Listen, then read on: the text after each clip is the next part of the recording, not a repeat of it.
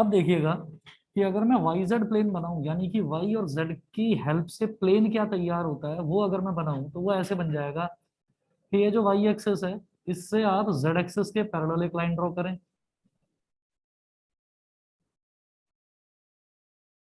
ऐसे, और जो ये जेड एक्सिस है, इससे आप वाई एक्सिस के पैरेलल एक लाइन ड्रॉ करें।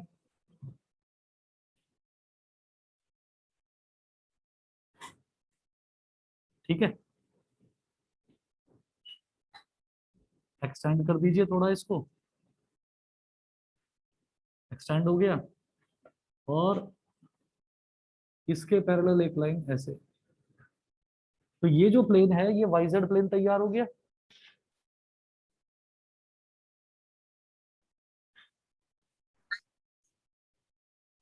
ये वाई जेड प्लेन, स्क्रीन ठीक दिखाई दे रही है बेटा? सबको बताइए, ऑनलाइन वाले बच्चे बताएं। Yes sir. Yes sir. ठीक है, तो ये मैंने वाई जेड प्लेन तैयार कर दिया। अब उसके बाद मैं एक्स जेड प्लेन तैयार करूंगा। एक्स से x y plane, sorry, x y plane तैयार करेंगे, तो एक्स एक्सिस से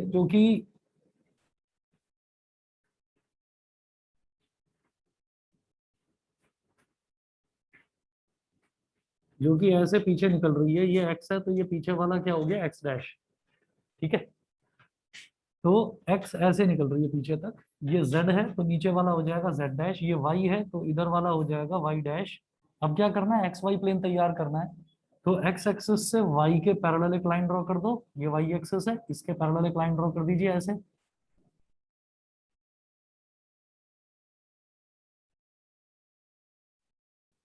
ठीक है, और जो वाई एक्सिस है, उससे एक्स के पैरेलल एक लाइन ड्रॉ कर दो।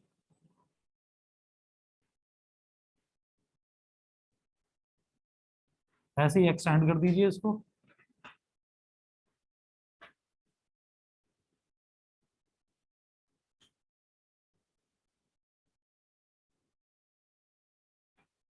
तो ये जो इधर वाला बना, ये तो बन गया हमारा, किस किस के बीच में बन रहा है, वाई और जेड के बीच में, तो ये तो बन गया वाई जेड प्लेन। ठीक है, ये वाला बना हमारा वाई और एक्स के बीच में, तो ये वाला बन गया हमारा एक्स वाई प्लेन। ठीक है, मतलब ये जो प्लेन बना है, ये जो हमने डायग्राम बनाया है, ये डायग्राम आप समझ लीजिए कि इस तरह से है।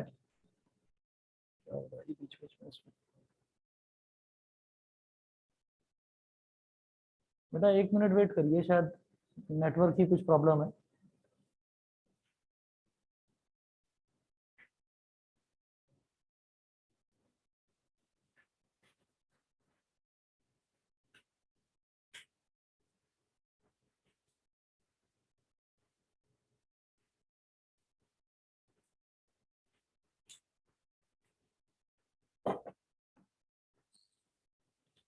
बस 1 मिनट देख लीजिए जरा।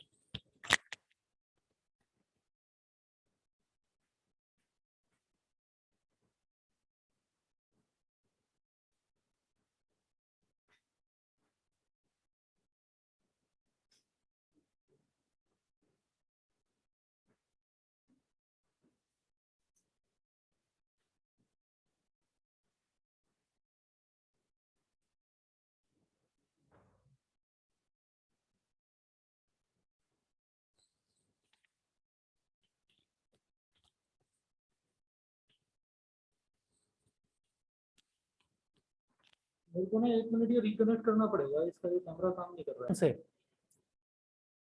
ऑब्जर्वेशन से ये पता चला कि फोर्स मैग्नेटिक फील्ड के डायरेक्टली प्रोपोर्शनल है। मतलब उस चार्ज पर, जो मूविंग चार्ज है, एक चलता हुआ चार्ज अगर मैग्नेटिक फील्ड में डाल दिया जाए, तो वो अपने रास्ते नहीं चल सकता। फिर क्या होगा, उस पर एक दूसरी फोर्स भी लगेगी। सोचो कि मैं सीधे सीधे चल रहा हूँ, मैं सीधे सीधे चल रहा हूँ, और कोई जबरदस्ती आके मुझे इधर से पुश करने लगे। ठीक है, तो मैं सीधे सीधे नहीं चल पाऊंगा, मेरा मोशन जो है वो थोड़ा थोड़ा थोड़ा थोड़ा ऐसे टिल्ट होता चला जाएगा। ठीक है, तो मैं सीधे ना जाकर मैं कैसे जाऊंगा, डायगनली चला जाऊंगा।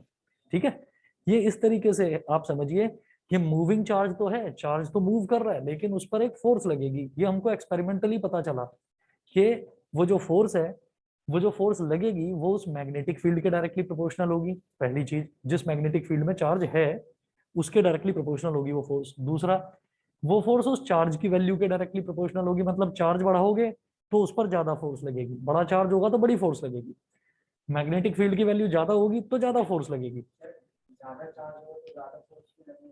ये ऑब्जर्वेशन से पता चला, एक्सपेरिमेंट से पता चला कि जो फोर्स है वो डायरेक्टली प्रोपोर्शनल होता है चार्ज के। ठीक है, तो ऐसे ही मैग्नेटिक फील्ड के डायरेक्टली प्रोपोर्शनल, और एफ होता है वी साइन थीटा के डायरेक्टली प्रोपोर्शनल। अब ये वी साइन थीटा के है, ये देखना है मेरे को।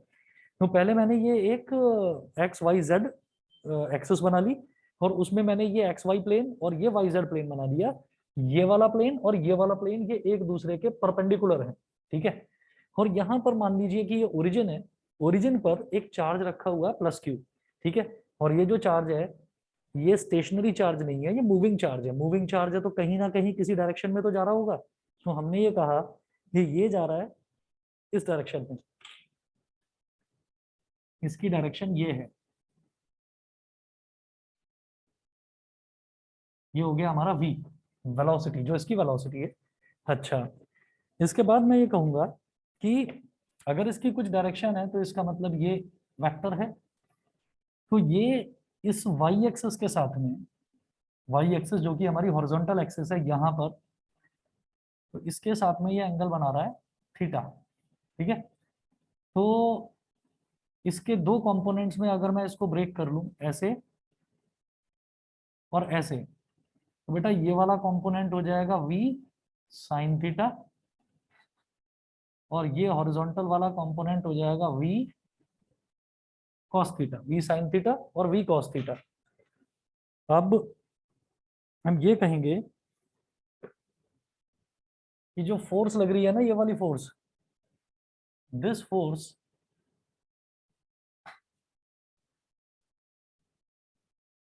deflects the moving charge sideways, deflects the moving charge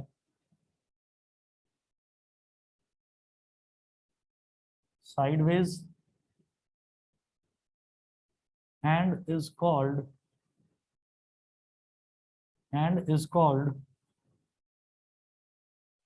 magnetic Lorentz force, and is called magnetic Lorentz force।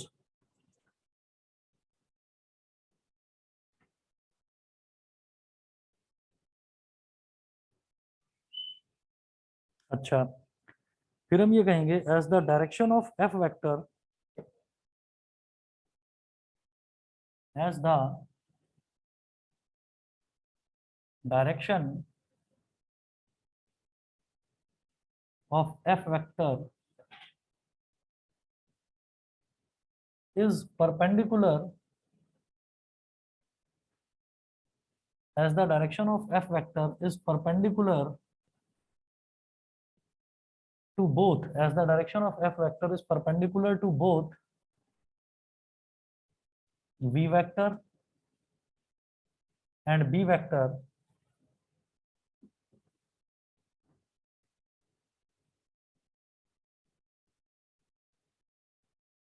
then f is equal to q v b sin theta can be expressed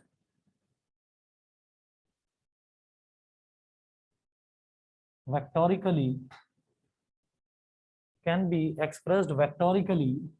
as f vector is equal to, q is a constant, v vector cross b vector। अब ये देखिएगा, हमने ये बताया था कि जो ये जो फोर्स लगता है ना, ये फोर्स इस तरह से लगता है कि ये वेलोसिटी जो है, वेलोसिटी के वर्टिकल कंपोनेंट के परपेंडिकुलर है और मैग्नेटिक फील्ड के भी परपेंडिकुलर है। तो आप ये देखिए, वर्टिकल कंपोनेंट जो है इसका, वर्टिकल कंपोनेंट ये है v sin थीटा। ठीक है, तो ये मैं ये कहूंगा कि ये वेलोसिटी वेक्टर के परपेंडिकुलर है। क्यों? क्योंकि वेलोसिटी वेक्टर कहाँ लाई कर रहा है? वेलोसिटी वेक्टर लाई कर रहा है एक्स वाई प्लेन में। ठीक है, और जब परपेंडिकुलर हो जाएगा तो हमारा फोर्स का डायरेक्शन हो जाएगा ये, फोर्स की डायरेक्शन ये हो जाएगी जेड एक्सिस में। क्यों? क्योंकि ये बोला गया मैग्नेटिक लॉरेंट्ज फोर्स में कि जो ये फोर्स लगता है ना मूविंग चार्ज पार्टिकल पर, ये वेलोसिटी के और मैग्नेटिक फील्ड दोनों की डायरेक्शन के परपेंडिकुलर होगा। तो दोनों की डायरेक्शन के परपेंडिकुलर कैसे हो सकता है? हम ये कहेंगे कि वी वेक्टर यहाँ पर है और जो हमारा बी वेक्टर है वो वाई एक्सिस पर है, तो जेड एक्सिस वाई एक्सिस पर भी परपेंडिकुलर है। एक ही एक्सिस सेटिस्फाई कर रही है इस कंडीशन को, वो है जेड एक्सिस। कि जेड एक्सिस वाई एक्सिस के भी परपेंडिकुलर है, और जो हमारा वी वेक्टर है वो एक्स वाई प्लेन में है, तो z axis x y plane के भी परपेंडिकुलर। कोई भी एक प्लेन ले लेंगे, मान लीजिए मैंने कोई भी प्लेन ले लिया, मैंने ये प्लेन ले लिया, इस प्लेन में आप वेक्टर किसी भी डायरेक्शन में ले लो, आप वेक्टर इस डायरेक्शन में ले लो, इस डायरेक्शन में ले लो, इस डायरेक्शन में कहीं पर भी ले लीजिए, उस पर परपेंडिकुलर इसी वर्टिकल डायरेक्शन में ही होगा। तो एक्स वाई प्लेन में मेरा वी वेक्टर इस डायरेक्शन में है, भले ही वो थीटा एंगल बना रहा है या कोई भी एंगल बनाए, है तो एक्स वाई प्लेन में ना, तो उसके परपेंडिकुलर क्या होगा? Z axis. तो अब हम ये जानते हैं कि a b sine theta, a b sine theta का मतलब क्या होता है? A vector cross B vector. मैंने इस वजह से यहाँ पर क्रॉस प्रोडक्ट लगाया। क्यू को अलग क्यों ले लिया? क्योंकि क्यू तो एक स्केलर क्वांटिटी है, स्केलर मतलब एक कांस्टेंट फिक्स वैल्यू होती है चार्ज की। ठीक है, समझ गए? उसकी कोई डायरेक्शन नहीं होती। ये वाली जो फोर्स है, ये वाली फोर्स जो है, ये असल में ना, मैं बता रहा हूँ, नहीं रैंडम, रैंडम भी नहीं कह सकते क्योंकि मैग्नेटिक फील्ड है हमारा फिक्स, वेलोसिटी हमारी फिक्स है। देखो, अट्रैक्टिव फोर्स एक स्ट्रेट लाइन में लगेगी, रिपल्सिव फोर्स भी एक स्ट्रेट लाइन में लगेगी। रिपल्सिव फोर्स का मतलब ये तो नहीं है कि अंधाधुंध किधर भी, इधर उधर उधर कहीं भी फेंकते किसी को भी उठाकर। रिपल्सिव फोर्स एक स्ट्रेट लाइन में लगेगी, अट्रैक्टिव फोर्स भी स्ट्रेट लाइन में लगेगी। यहाँ पर जो फोर्स है ना, ये बड़ी अजीब सी फोर्स है। इससे मैं मोशन जब इसका स्टडी करूंगा ना, तो मोशन बड़ा अजीब सा हो जाएगा। ऐसा मोशन होगा जैसे कि कोई ऑब्जेक्ट सर्कल में मूव भी करता जा रहा है, जैसे मान लीजिए कोई ऑब्जेक्ट ऐसे ऐसे सर्कल में मूव कर रहा है और आगे भी चलता जा रहा है। इसको बोलते हैं हम हेलिकल पाथ, इसको बोलते हैं हेलिकल पाथ। जैसे फॉर एग्जांपल एक चीज ये है कि मैं यहाँ पर खड़ा हुआ हूँ और मैं शक्तिमान की तरह गोल गोल घूमने लगूं अपनी एक्सिस के चारों तरफ, ठीक है ना? तो अगर मैं ऐसे घूमने लगूंगा, that is called uniform circular motion. मेरी एक्सिस बॉडी की ये हो गई सेंट्रल एक्सिस, और मैं उसके चारों तरफ ऐसे ऐसे घूम रहा हूँ। घूमते घूमते शक्तिमान की तरह मैं आगे भी चलने लगूं। ऐसा ही होता था ना, शक्तिमान किसी ने देखा है? नहीं? अरे वो दिखाते थे ना, वो टीवी पर सीरियल आता था, वो घूमता भी रहता था और घूमते के साथ साथ आगे भी चलता रहता था, ऐसे ऐसे घूमते घूमते आगे चलता जाता था। इस मोशन को हम बोलते हैं हेलिकल मोशन। वो जो पाथ फॉलो करता है, ऐसे पाथ को हम बोलते हैं हेलिक्स, हेलिक्स। तो यहाँ पर जो फोर्स लगेगी ना, वो हेलिकल पाथ में लगेगी। अब वो पाथ मैं आपको बनाकर भी दिखाऊंगा अभी, ठीक है? पहले ये बता दीजिए बेटा, इतना क्लियर है? मैग्नेटिक लॉरेंट्ज फोर्स बोलते हैं इसको। सर हाँ जी बोलो। सर फोर्स कहाँ लगेगी? फोर्स लगेगी इस पर, चार्ज पर।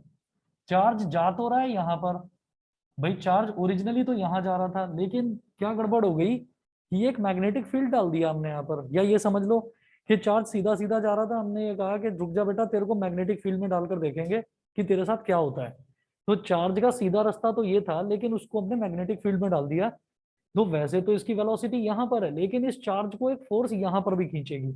ये चार्ज जाना चाहेगा यहाँ, जाता भी रहेगा थोड़ा थोड़ा इधर, लेकिन एक फोर्स इसको ऊपर की तरफ, जेड एक्सिस की तरफ खींचती रहेगी।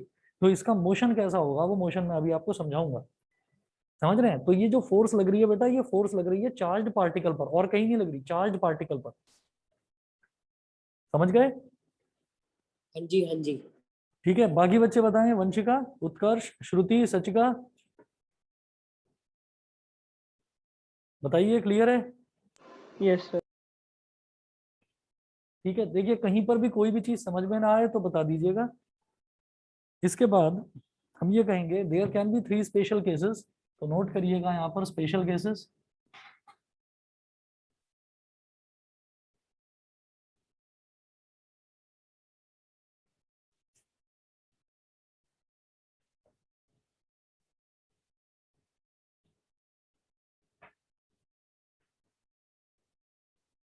स्पेशल केसेस में देखिएगा, case one, if v is equal to zero,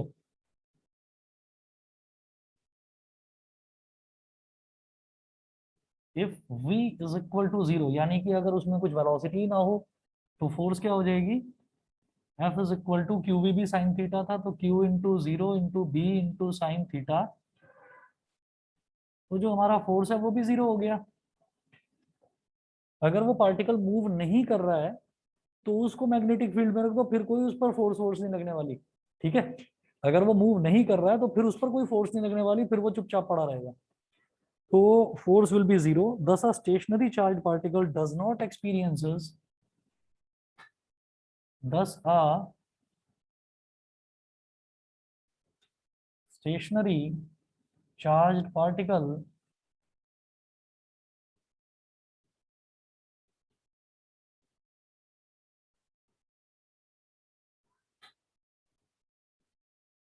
does not experiences any force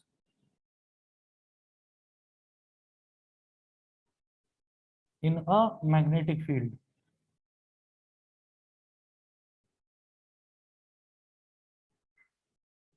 चलिए नेक्स्ट देखिएगा केस टू। केस टू है if theta is equal to 0 और 180 degree. If theta is equal to 0 degree और 180 degree, then f is equal to Q we B sine 0 degree और Q we B sine 180 degree. Sine 0 हो या sign 180 हो, 0 ही होता है।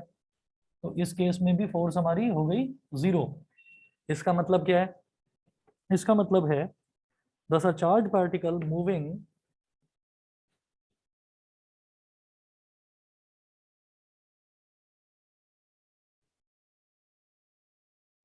thus a charged particle moving parallel to or anti parallel to, parallel to और anti parallel to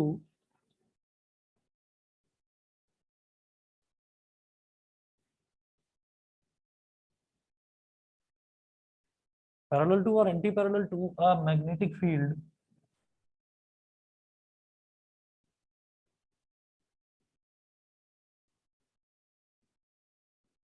does not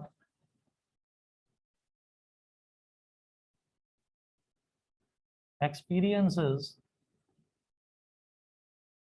any force। समझ जाइए, ये थीटा कैसे बनेगा कि अगर इस तरफ है ना, और थीटा 0 का मतलब ये है कि थीटा कुछ बना ही नहीं, कुछ एंगल बना ही नहीं, मतलब ये ऐसे जा रहा है, मैग्नेटिक फील्ड के पैरेलल जा रहा है, बिल्कुल इसके साथ साथ जा रहा है, या उसके उल्टा चला जाए। अगर 180 डिग्री है तो 180 डिग्री मतलब पूरा 180 डिग्री एंगल, मतलब इस तरफ जाने लगे तो भी हमारी फोर्स 0 और वैसे भी फोर्स 0, 0 डिग्री पर भी फोर्स 0। अरे ये फिर प्रॉब्लम हो गई इसमें। ऐसा नहीं होगा, ऐसा नहीं होगा, बस उसका मोशन में होना जरूरी है चार्ज का। अब चार्ज का मोशन में कैसे होना जरूरी है, वो मोशन में कैसे हो पाएगा? बेटा मेरी वीडियो सबको दिखाई दे रही है? ऑनलाइन वाले बच्चे बताएं। नहीं सर, फ्रीज हो रखी है। फ्रीज हुई थी। अच्छा अच्छा, चलिए ठीक है, शायद चलेगा अभी थोड़ी देर में। ऐसा होता है कि जो चार्ज पार्टिकल है, वो चार्ज पार्टिकल मूव कैसे करता है? वो मूव ऐसे करता है जैसे ये पॉजिटिव चार्ज है, तो इस पॉजिटिव चार्ज को मूव कौन करा सकता है? इसको मूव कौन करा सकता है? या तो हाँ इलेक्ट्रिक फील्ड, या तो कोई पॉजिटिव चार्ज या कोई दूसरा नेगेटिव चार्ज। अगर पॉजिटिव चार्ज को इसके पीछे लगा दो तो वो इसको पीछे वाला पॉजिटिव चार्ज इसको रिपेल करेगा। ठीक है, या फिर एक नेगेटिव चार्ज थोड़ा सा दूरी पर लगा दिया तो वो नेगेटिव चार्ज इसको अट्रैक्ट करेगा। ठीक, तो इस तरह से जो चार्ज है वो चार्ज में वेलोसिटी हो जाती है, वो होती किसी दूसरे चार्ज की वजह से। अपने आप में अगर चार्ज को आइसोलेट कर दिया जाए तो फिर उसमें किसी तरीके की कोई वेलोसिटी नहीं होगी। ठीक है, वो हमने पहले केस में देखा कि अगर चार्ज को मैंने बिल्कुल स्टेशनरी रख दिया तो उसकी वेलोसिटी 0 हो जाएगी, जब वेलोसिटी 0 तो फोर्स भी 0। ऐसे ही केस सेकंड में भी फोर्स 0।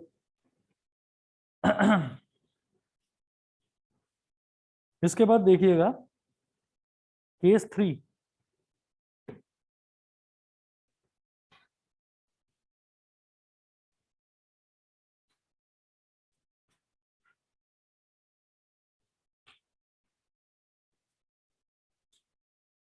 आज ये नेटवर्क ना पूरी क्लास खराब कर देगा।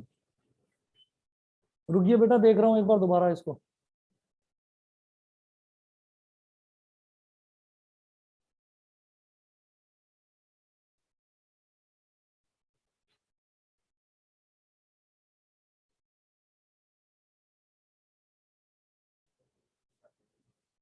हाँ अभी, अरे नहीं, ये ना संडे को ना आफत होती है। संडे को इस वजह से क्योंकि ज्यादातर सभी लोग घरों पर होते हैं और सबके इंटरनेट यूज होते हैं, तो ये संडे को ये प्रॉब्लम हो ही जाती है। पहले भी मैंने ये फील करा है। मैं यहाँ पर खड़ा हूँ, वहां पर मैं हूँ ही नहीं। उसमें दिखाई दे रहा हूँ कैमरा में, है ना, लेकिन यहाँ नहीं। अब मैं अचानक आ गया, मोबाइल डेटा से काम नहीं करेगा। मोबाइल डेटा से मुश्किल से आप 5 या 10 मिनट सर क्लास अभी तो चलेगी आप फिर नेट खत्म। पासवर्ड पर में हो। हाँ हाँ, वो मुझे दिखाई दे रहा है, मुझे दिखाई दे रहा है। अब ठीक है, अब ठीक है। चलिए जी, case number 3। Case sir number 3 anti में है। पैरेलल और पैरेलल किस बेसिस पे, एक और बार समझा दीजिए क्योंकि हाँ दिखाई दोबारा नहीं दिया देखिए। था उस टाइम। पैरेलल, हाँ पैरेलल और एंटी पैरेलल भी समझ में आ जाएगा। देखिए पैरेलल का मतलब ये है कि ये जो थीटा एंगल है ये बन ही नहीं रहा है, मतलब जो मैग्नेटिक फील्ड है ना बी वेक्टर, तो इसी डायरेक्शन में अगर वेलोसिटी है तो ये तो पैरेलल हो गया, parallel to the magnetic field. और अगर थीटा 180 डिग्री हो जाए तो थीटा ऐसे ऐसे ऐसे ऐसे करके पूरा 180 डिग्री अगर हो जाए, तो इसका मतलब वेलोसिटी को आपने घुमाकर यहाँ कर दिया, मतलब ये एंटी पैरेलल हो गई। मैग्नेटिक फील्ड उस डायरेक्शन में और ये इसके जस्ट अपोजिट डायरेक्शन में, तो this is called anti parallel. तो एंटी पैरेलल है सर तो साइन वन। बेसिकली कोइंसाइड कर रहा हो जब कोइंसाइड जब कर बी रहा हूँ। वेक्टर कोइंसाइड कर रहा हो बी वाई से। देखो ऐसा है कि जो वी वेक्टर है ना, वो कोइंसाइड तो कर ही रहा है हर केस में। कोइंसाइड का मतलब होता है को इंसिडेंस वेक्टर्स, मतलब शुरुआत जिनकी सेम पॉइंट से हो रही हो। तो शुरुआत तो देखो मैग्नेटिक फील्ड की भी यहीं से है और वी वेक्टर की भी यहीं से है। डायरेक्शन की बात कर रहे हैं, डायरेक्शन मतलब इसके पैरेलल डायरेक्शन, इसके साथ साथ चल रहा है अलोंग, या तो अलोंग चले या एंटी अलोंग चले, एंटी पैरेलल चले। समझ ओके गए? सर। हाँ। उसके बाद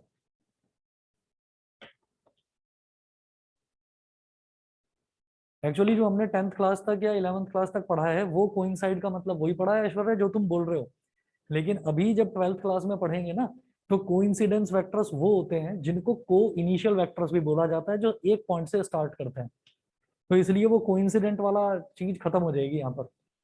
ठीक है। Yes sir. चलिए जी, केस 3 है, if theta is equal to 90 degree, if theta is equal to 90 degree, then f is equal to q vb sin 90 degree. sin 90 degree 1 होता है, f is equal to हो गया इस केस में q v b। Note करेंगे, thus a charged particle, thus a charged particle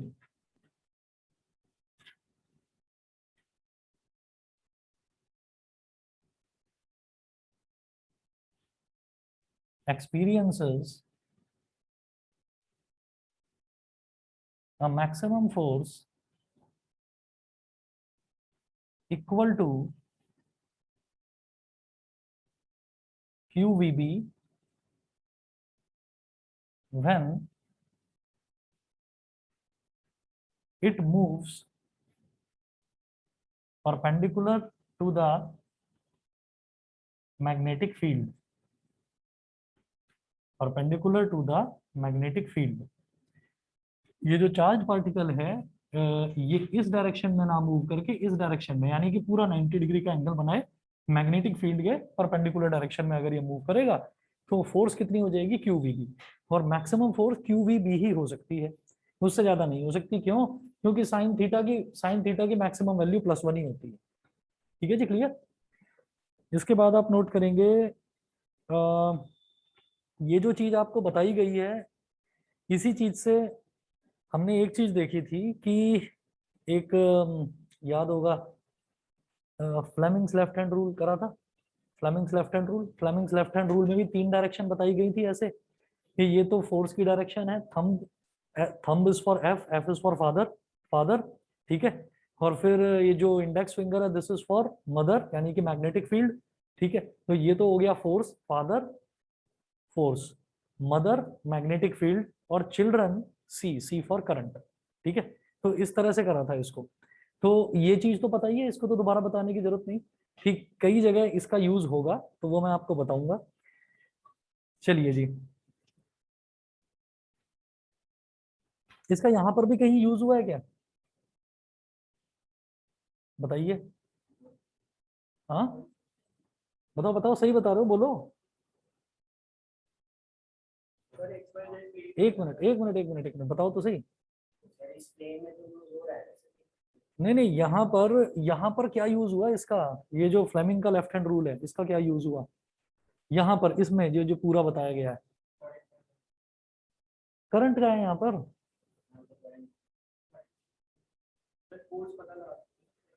force पता लगाने के लिए हम ये कहेंगे कि ये जो फोर्स है ना, तो फोर्स 90 डिग्री के डायरेक्शन में होगी, वेलोसिटी के भी और मैग्नेटिक फील्ड के भी। ठीक है। अब जैसे हम ये कहेंगे कि मैग्नेटिक फील्ड तो हमारा ये हो गया, ये तो मैग्नेटिक फील्ड है, ठीक है, ये फोर्स हो गया, तो ये करंट है। ठीक, तो करंट जो है, करंट बेसिकली क्या है? फ्लो ऑफ इलेक्ट्रॉन्स, और फ्लो ऑफ इलेक्ट्रॉन्स की कुछ ना कुछ वेलोसिटी तो होगी। इलेक्ट्रॉन्स क्या है? Charge particles.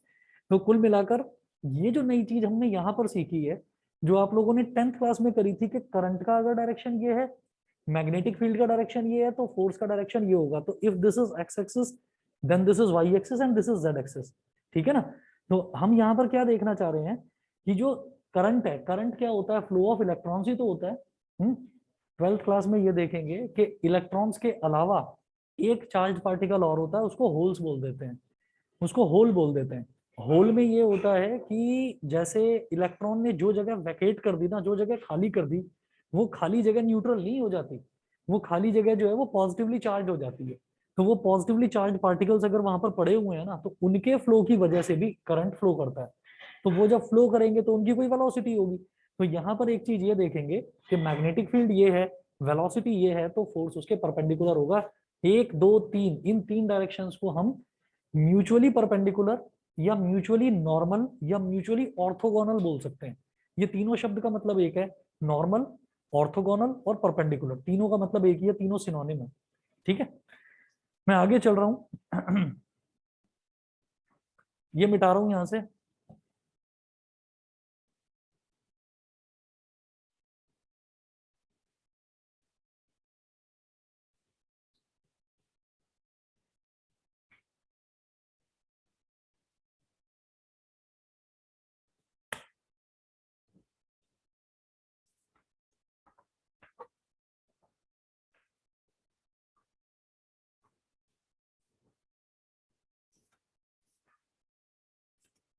अब नोट करेंगे, ये तो मैंने बात करी थी मैग्नेटिक लॉरेंट्ज फोर्स की, अब आप नोट करेंगे लॉरेंट्ज फोर्स, सिर्फ लॉरेंट्ज force.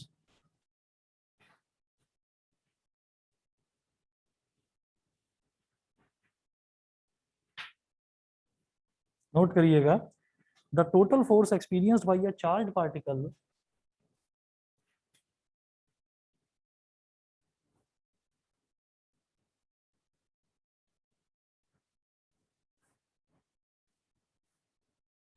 the total force experienced by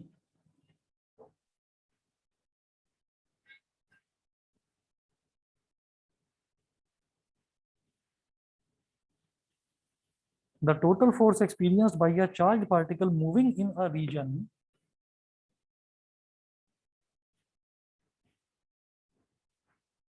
moving in a region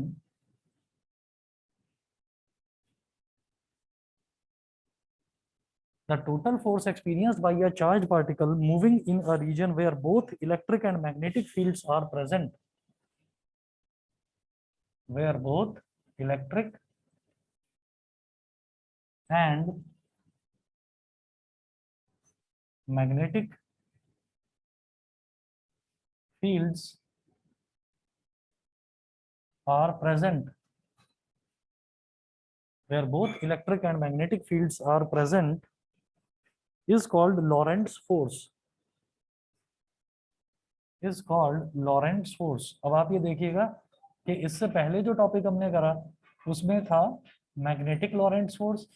magnetic Lorentz force वहां पर होती है जहां पर कोई भी चार्ज पार्टिकल एक मैग्नेटिक फील्ड में ट्रेवल करता है।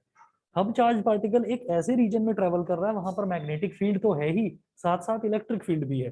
ठीक है, तो जब चार्ज पार्टिकल किसी ऐसे रीजन में ट्रेवल करता है, तो उस पर जो फोर्स लगती है वो इलेक्ट्रिक फील्ड की वजह से भी लगती है और मैग्नेटिक फील्ड की वजह से भी लगती है, और उन दोनों फोर्सेस के सम को हम बोल देते हैं सिर्फ और सिर्फ लॉरेंट्ज फोर्स। उसको सिर्फ लॉरेंट्ज फोर्स बोलते हैं, मैग्नेटिक नहीं लगाएंगे उसके आगे। तो अब आप इसमें नोट करेंगे, नेक्स्ट पॉइंट नोट करें, a charge Q in an electric field, a charge Q in an a charge q in an electric field E vector experiences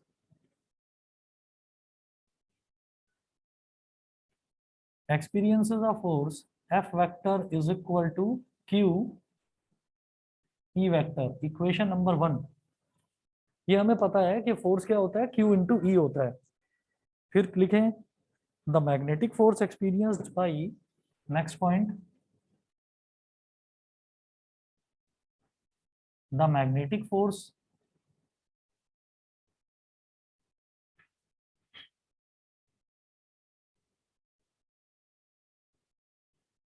experienced by a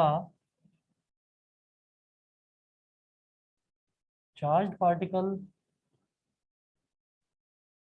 q moving with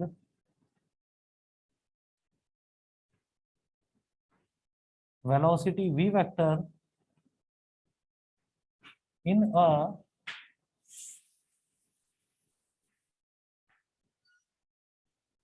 a magnetic field B vector is, ये वाली जो force थी ना, इसको बोलेंगे electric force, तो subscript में ई लिख दीजिए। अगली जो फोर्स है उसको बोलेंगे मैग्नेटिक फोर्स। ये वही फोर्स है जो हमने यहाँ पर निकाली थी, ये मैग्नेटिक फील्ड की वजह से है, तो इसको बोलेंगे Q into v vector cross B vector. ये हो गई हमारी equation number 2, F E vector और F M vector.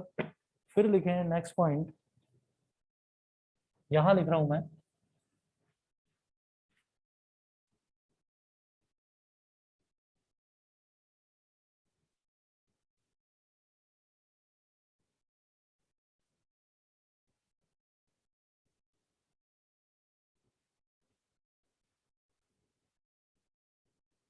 thus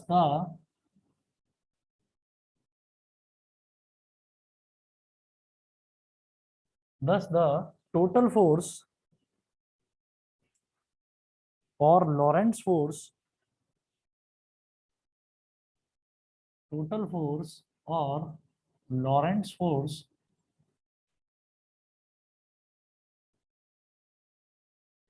is given by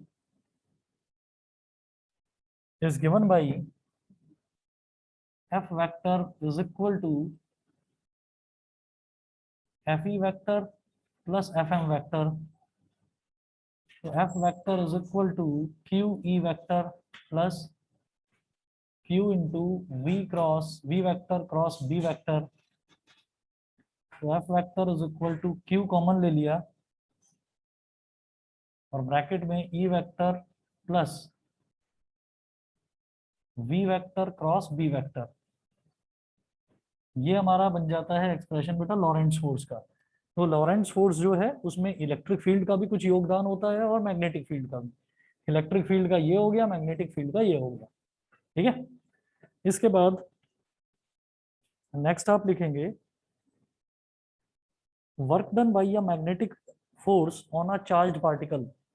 जब एक चार्ज पार्टिकल है, चार्ज पार्टिकल मूव कर रहा है, जब चार्ज पार्टिकल है और चार्ज पार्टिकल मूव कर रहा है, तो इसका मतलब क्या है कि जब वो मूव कर रहा है तो उस पर एक फोर्स लगेगी, जिसको हमने मैग्नेटिक लॉरेंट्ज फोर्स बोल दिया, ठीक है। फोर्स भी लग रही है, पार्टिकल मूव भी कर रहा है, पार्टिकल मूव कर रहा है यानी कि पार्टिकल का कुछ डिस्प्लेसमेंट होगा, और फोर्स इनटू डिस्प्लेसमेंट को ही हम क्या बोल देते हैं, work done. Force into displacement को हम वर्क डन बोल देते हैं, तो इसका मतलब कुछ ना कुछ वर्क डन भी होगा उसमें। तो नेक्स्ट आप टॉपिक लिखेंगे, इसको सिंपल फॉर्म में भी लिखा जा सकता है। जैसे यहाँ पर अगर सिर्फ और सिर्फ इसके मैग्नीट्यूड की बात करी जाए, तो मैग्नीट्यूड इसका क्या हो जाएगा, इलेक्ट्रिक फोर्स का क्यूई, है ना, और इसका क्या हो जाएगा q we B sine theta. तो चाहो तो वैसे भी लिख सकते हो, और इट्स मैग्नीट्यूड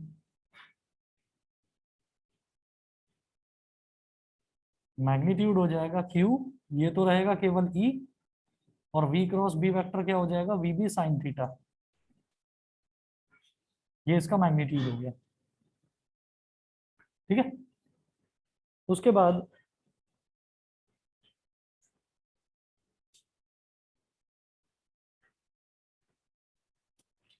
नेक्स्ट टॉपिक यहां से स्टार्ट कर रहा हूं।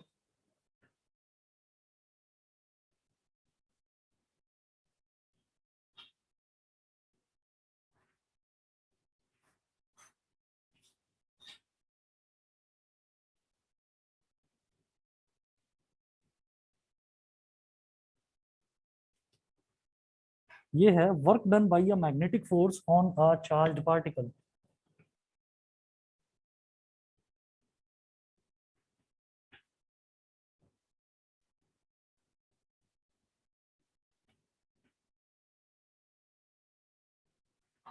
Work done by a magnetic force on a charged particle.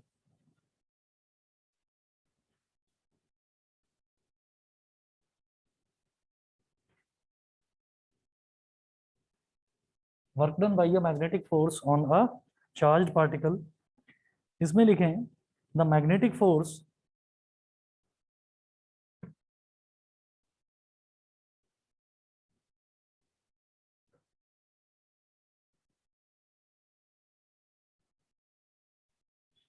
the magnetic force always acts perpendicular to both v vector and b vector and is given by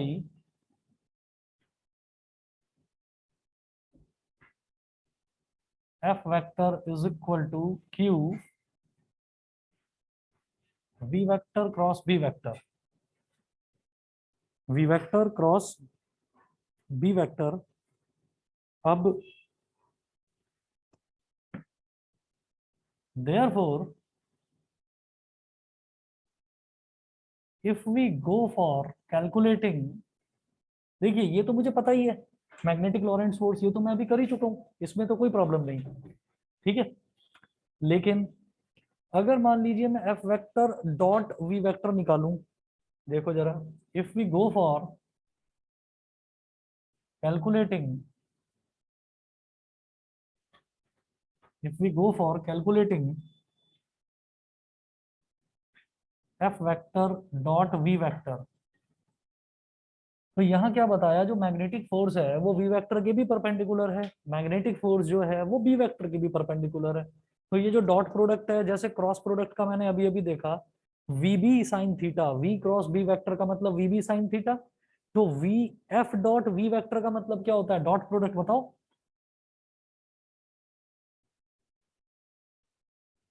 समझ गए कि नहीं भाई, ए वेक्टर डॉट बी वेक्टर क्या होता है, A B cos theta. तो इसी वजह से एफ वेक्टर, ये मैं जबरदस्ती निकाल रहा हूँ, F vector dot we vector जबरदस्ती निकाल रहा हूँ, क्यों निकाल रहा हूँ वो आपको अभी 5 मिनट बाद समझ में आ जाएगा। ठीक है, अभी के लिए बस ये सोचो कि मैं F vector dot we vector एवे ही निकाल रहा हूँ। ठीक है, निकाल कर इसको छोड़ देंगे बस। अगर एफ वेक्टर और वी वेक्टर इन दोनों के बीच में एंगल क्या है, 90 डिग्री, 90 डिग्री है, तो क्या होगा, एफ वी कॉस 90, कॉस 90 क्या होता है, जीरो, कॉस 90 जीरो, तो इसका मतलब ये सारा zero. F vector dot we vector is equal to zero हो गया, इक्वेशन नंबर 1 बोलकर छोड़ दीजिए इसको। हाँ, बताया ना, magnetic force is always x perpendicular to we vector and B vector. हाँ, तो वो कोई बात नहीं, प्लेन में आप कहीं पर भी डालें वो परपेंडिकुलर ही कहलाएगा। ठीक है, प्लेन में अगर एक्स वाई प्लेन में है तो फोर्स आपका जेड प्लेन में था, जेड एक्सिस की डायरेक्शन में था, तो वहां पर आपका जो फोर्स है वो वी वेक्टर के डायरेक्ट, वो वी वेक्टर के 90 डिग्री एंगल पर ही बनेगा। प्लेन में कहीं पर भी उसको बनाइए वो 90 डिग्री पर ही बनेगा। ठीक है, अब आप ये देखो, ये F vector dot we vector is equal to zero हो गया। ये करने के बाद में अब मैं ये कहूंगा according to Newton second law, according to Newton's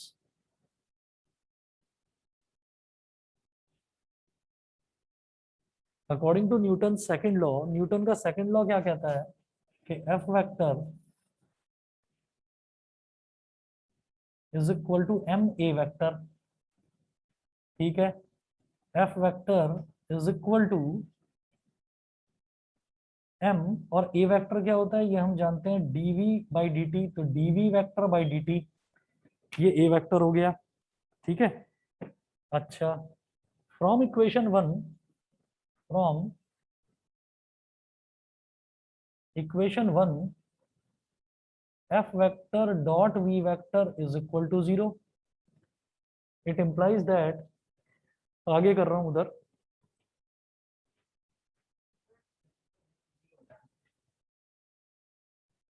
नहीं वो तो ग्रेविटेशन में होता है ना, वैसे तो एम ए होता है, force is equal to mass into acceleration.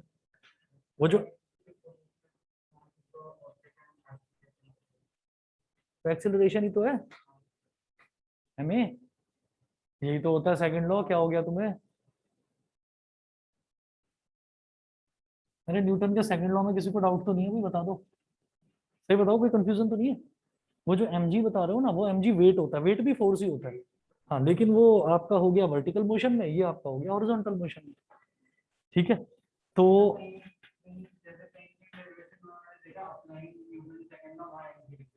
हाँ, वो ये डिपेंड करता है कि वहां पर वर्टिकल मोशन होगा जरूर, इस वजह से एमजी लिख देते हैं फ्री फॉल के केस में खास तौर पर।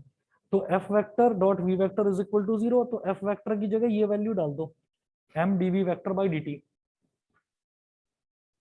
तो M D V vector by D T dot we vector is equal to 0। F vector ये था, F vector dot we vector is equal to 0, ये हमने शुरुआत में ही कैलकुलेट कर लिया।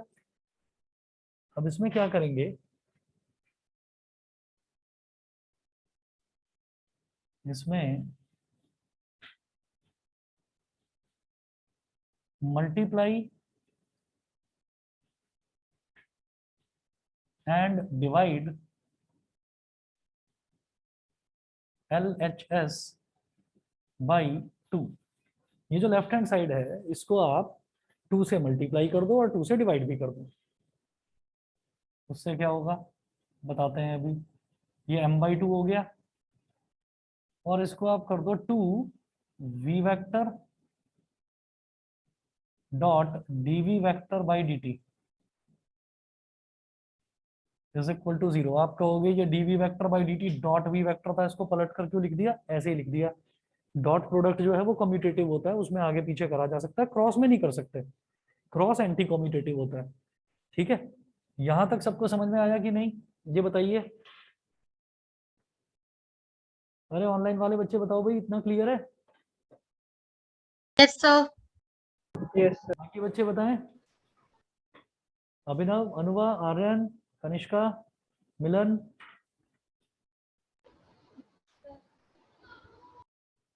Yes sir. ओके, हाँ समझ जाते हो तुम। कैसे करूंगा फिर इसको? हाफ एम वी स्क्वायर बनाऊंगा, ये m/2 है। अब मैं ना इसको ऐसे करूंगा, जैसे 2v vector dot dv vector है, तो जैसे 2x है, मान लीजिए ये पूरा का पूरा टर्म x है, तो 2x को मैं लिख सकता हूँ ना x प्लस एक्स।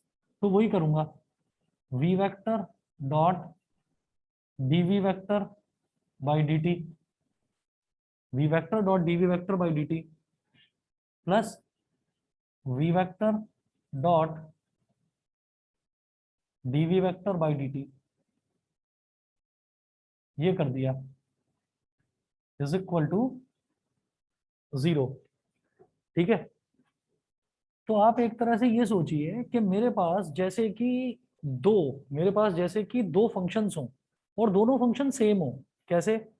आप ये सोचो कि जैसे मान लो मेरे पास v vector dot v vector है, पहले ये चीज समझ लीजिए उसके बाद नोट करना। v vector dot v vector है, और इसको मैं d बाई डी टी, मतलब मैं इसको डिफरेंशिएट कर रहा हूँ। जब हम डिफरेंशिएट कर रहे हैं तो डिफरेंशिएशन में जब दो चीजों का प्रोडक्ट होता है तो प्रोडक्ट रूल लगाते हैं। तो पहले first function as it is into differential of second function, plus फिर second function as it is, second function भी तो सेम ही है, into differential of first function. तो देखा जाए तो we vector first function into differential of second function plus second function into differential of first function. तो ये क्या हो गया, ये हो गया D by D T of we vector dot we vector, d by D T of we vector dot we vector बन गया ये, समझ गए, ये प्रोडक्ट रूल है, ठीक, नहीं समझे, ठीक। तो देखिएगा मैं इसको क्या बोलूंगा, m by two into D by D T of,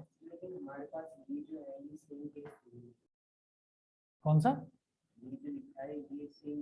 same ही तो हो गया, देखो तो सही, V vector dot D V vector by D T plus V vector dot, हाँ ठीक है भाई, two we vector dot D V vector था, स्प्लिट करके लिख दिया V vector dot D V vector plus V vector dot D V vector, two we vector dot D V vector ही हो जाएगा, ठीक है। बेटा 1 मिनट रुकिए बस, आ रहा हूं।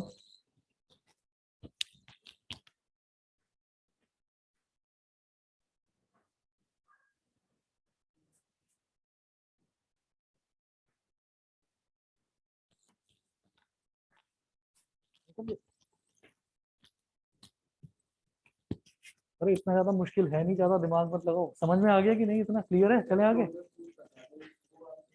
प्रोडक्ट रूल फिर से देखो, प्रोडक्ट रूल ऐसे ही तो होता है कि जैसे दो फंक्शंस का मल्टीप्लीकेशन है, एफ इंटू जी का है, तो F into D G by D T plus G into D F by D T, यहाँ पर चक्कर क्या है कि यहाँ मेरा एफ और जी दोनों सेम है, तो we vector first function into differential of second function plus second function into differential of first function, एक ही तो बात है, ठीक। तो मैं इसको d by D T of we vector dot we vector बोल सकता हूँ। अब ये करने के बाद में,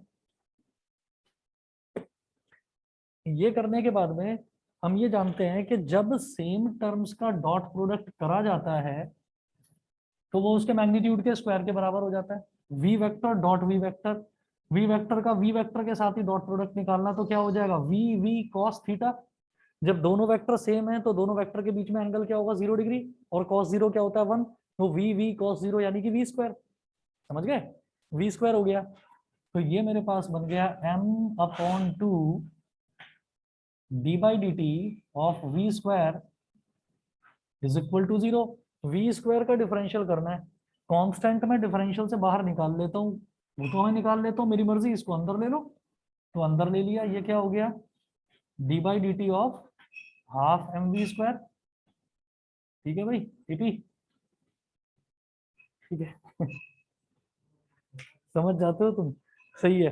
चलिए जी ये मिटा रहा हूं मैं, d by D T of half m v square, half m v square क्या होता है kinetic energy,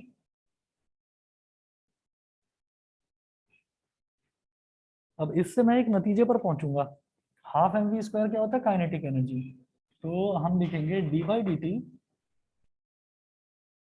of K E is equal to 0 because kinetic energy is equal to half m v square, ये kinetic energy किसकी है,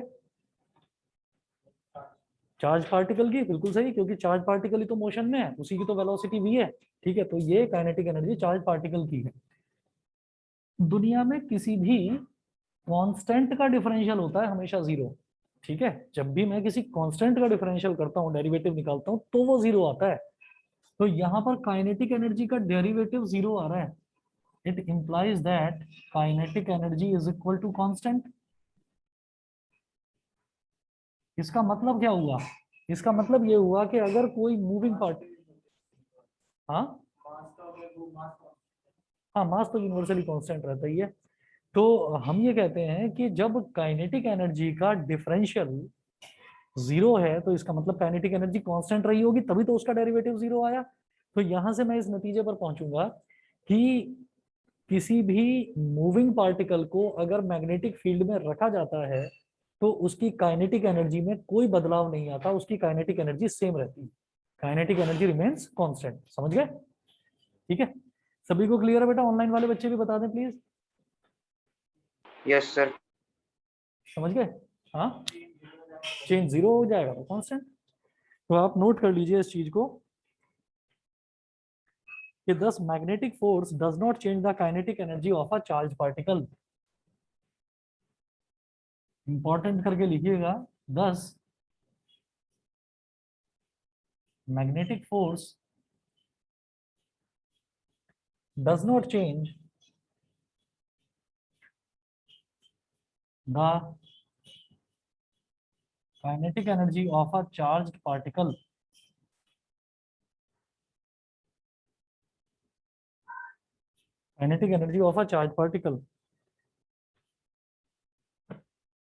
or work done by the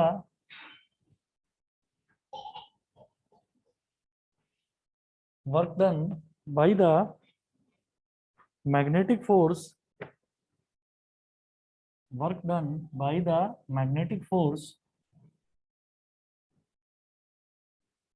on a moving charge is zero. ठीक है, क्या होता है sir जो work done ऊपर होता वाला है? सेंटेंस क्या है? Thus magnetic force the Ke of a charged particle. 10 magnetic force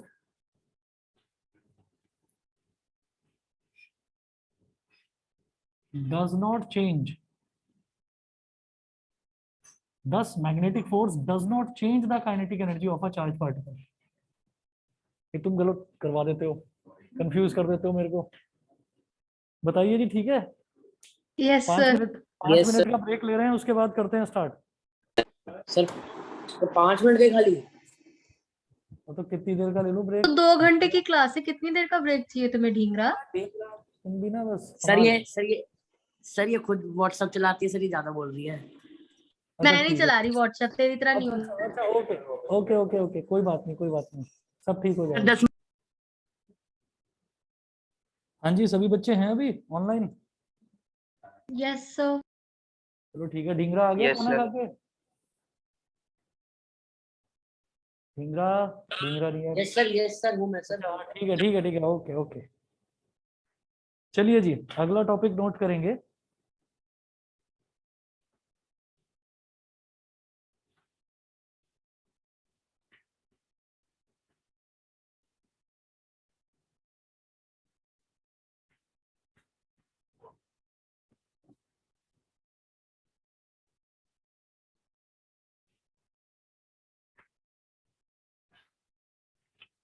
Motion of a charged particle in a uniform magnetic field.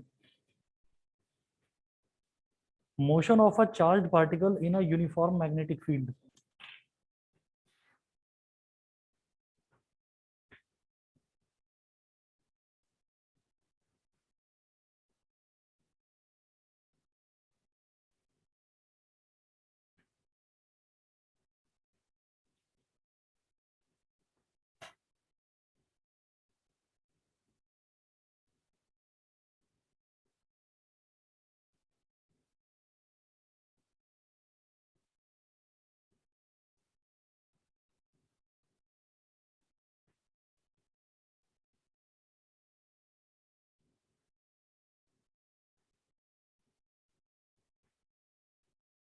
Motion of a charged particle in a uniform magnetic field.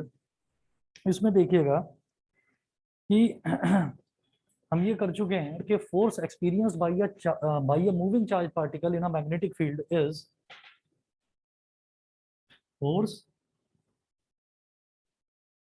experienced by a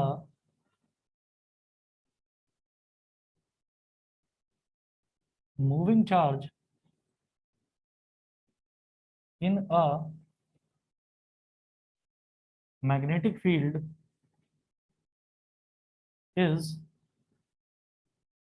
F vector is equal to Q into V vector cross B vector, or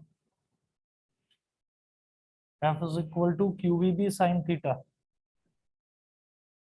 अब इसका ना motion study करना चाह रहे हैं हमने ये तो देख लिया कि फोर्स लगती है जो कि V वेक्टर के भी और B वेक्टर के भी दोनों के परपेंडिकुलर होती है। वर्क डन जो है वो भी देख लिया, वर्क डन जो है वो जीरो होता है, ठीक है। लेकिन इसका क्या कुछ मोशन भी होगा? तो हम ये कहेंगे कि हाँ मोशन होगा, वो मोशन अभी हम स्टडी करना चाहेंगे। देखिए और analysing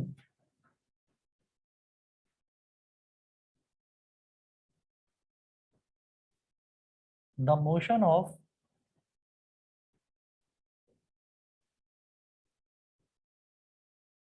such a charge, there can be three cases. There can be three cases. Case number one, there can be three cases. Case number one, when the initial velocity is parallel to the magnetic field.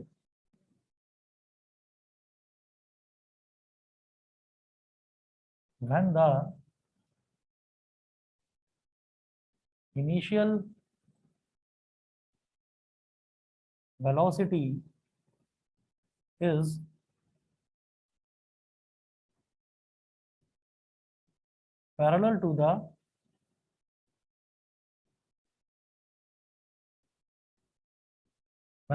velocity is parallel to the magnetic field. तो अगर V B के magnetic field के parallel हो जाता है तो इसका मतलब क्या है कि जो थीटा है वो 0 डिग्री हो गया। तो ये तो वही वाला केस है जैसे हमने पहले भी देखा था। तो here theta is equal to 0,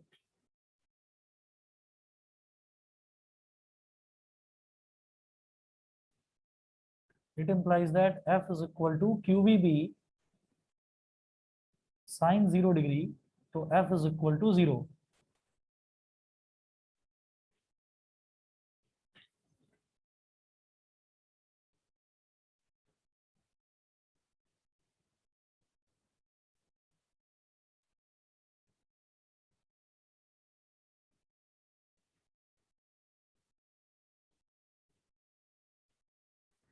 force 0 हो गई।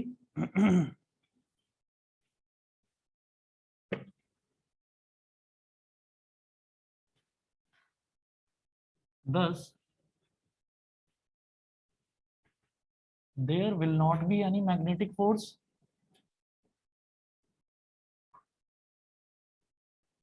There will not be any magnetic force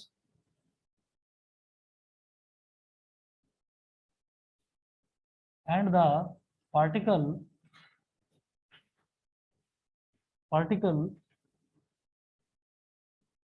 will continue moving with its velocity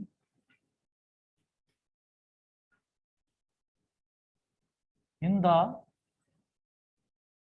same direction। जो जिस डायरेक्शन में वो ओरिजिनली चल रहा था ना उसी डायरेक्शन में वो चलता रहेगा, क्योंकि कोई मैग्नेटिक फोर्स उस पर लगेगी ही नहीं। जब मैग्नेटिक फोर्स लगेगी ही नहीं तो इसका मतलब क्या है कि उस पर कोई दूसरी फोर्स नहीं लग रही है। जिस वेलोसिटी से वो चल रहा था, जिस डायरेक्शन में वो जा रहा था, उसी डायरेक्शन में उसी वेलोसिटी से जाता रहेगा। समझ गए? समझ गए? नहीं समझे? खो जाते हो बीच में कहीं कहीं।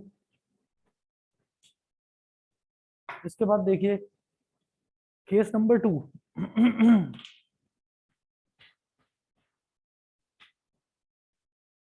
केस टू क्या है?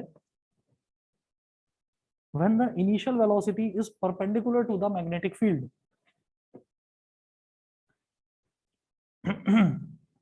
यहां था when the initial velocity is parallel to the magnetic field। Case 2 है when the initial velocity is perpendicular to the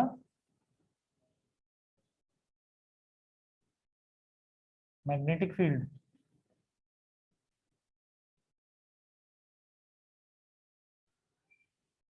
अब सुन लो इसकी आवाजें, अब तो चुप हो गई थी। When the initial velocity is perpendicular to the magnetic field, तो ऐसे केस में फोर्स कितना होता है? यानी कि perpendicular to the magnetic field का मतलब theta is equal to 90 degree. तो F is equal to q we B sine 90 degree.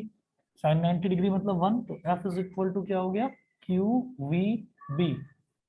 और इस फोर्स को हमने बताया था कि ये एक मैक्सिमम फोर्स होती है कि मैग्नेटिक फील्ड किसी भी एक मूविंग चार्ज पार्टिकल पर मैक्सिमम इतनी फोर्स लगा सकता है। अब मैं ये देखना चाह रहा हूं कि इस फोर्स की वजह से उस पार्टिकल के मोशन पर क्या असर पड़ेगा। हमारा टॉपिक क्या है, motion of a charge particle, हम उसका मोशन देखना चाह रहे हैं। तो अब आप समझिएगा कि यहां पर मैंने ये बोला कि a force F is equal to QVB, first point लिखेंगे, a force F is equal to QVB acts on the particle perpendicular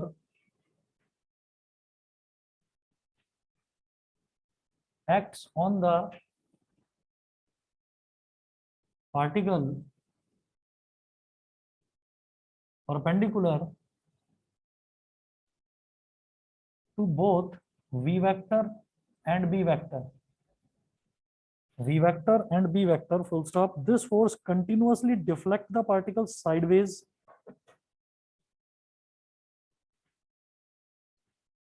this force continuously deflects the particle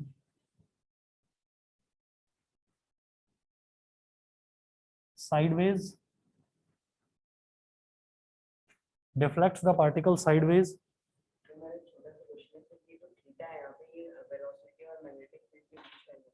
ये वेलोसिटी और मैग्नेटिक फील्ड के बीच का एंगल है, ठीक है। Without changing its speed,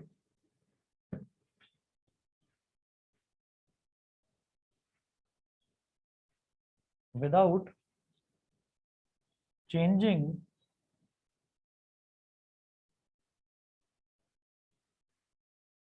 changing its speed, and the particle will move along, and the particle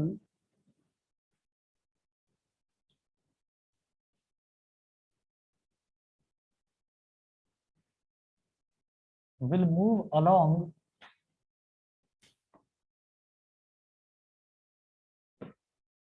along के बाद एक लंबी सी लाइन छोड़ दीजिए, यहां पर मैं अभी कुछ लिखवाऊंगा। along के बाद एक लाइन खाली छोड़ दीजिए, ठीक है। मैं चाहता हूं कि आप उस चीज को पहले खुद से समझ लो, नहीं तो दिमाग में पहले से ही आपके वो चीज बैठ जाएगी। पहले आप खुद से उस चीज को ऑब्जर्व करिए।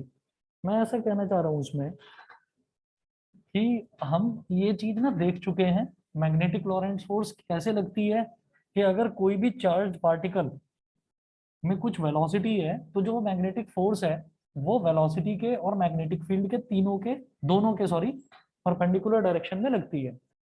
तो मैं ये कहता हूं कि मान लीजिए यहाँ पर एक चार्ज पार्टिकल रखा हुआ है, इस जगह पर रखा हुआ है चार्ज पार्टिकल Q, ठीक है। इस डॉट का मतलब आप चार्ज पार्टिकल समझ लीजिए कि ये रखा हुआ है और इस पर वेलोसिटी इस डायरेक्शन में लग रही है। पहले देख लीजिएगा, उसके बाद बना लेना डायग्राम। एक लाइन छोड़ देना, विल मूव अलोंग के बाद एक लाइन छोड़ देना बस खाली, ठीक है। वो फिर आप अपने आप ही लिख लोगे। हमने एक चार्ज पार्टिकल यहाँ पर रख दिया और ये चार्ज पार्टिकल वेलोसिटी v के साथ ऐसे मूव कर रहा है, और कहां पर मूव कर रहा है, ऐसे मैं क्रॉसेस बना रहा हूं। क्रॉसेस का मतलब क्या है कि ये मैग्नेटिक फील्ड है, ये मैग्नेटिक फील्ड है, कहां पर है, इनटू द पेज, अंदर की तरफ।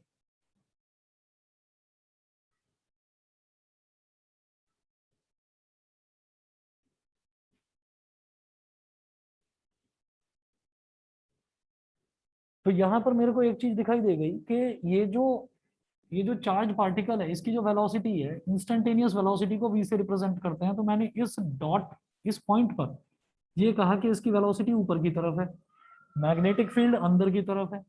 मैग्नेटिक फील्ड अंदर की तरफ हो गया, वेलोसिटी ऊपर की तरफ हो गई, तो फोर्स को मैं इस तरफ दिखा सकता हूं,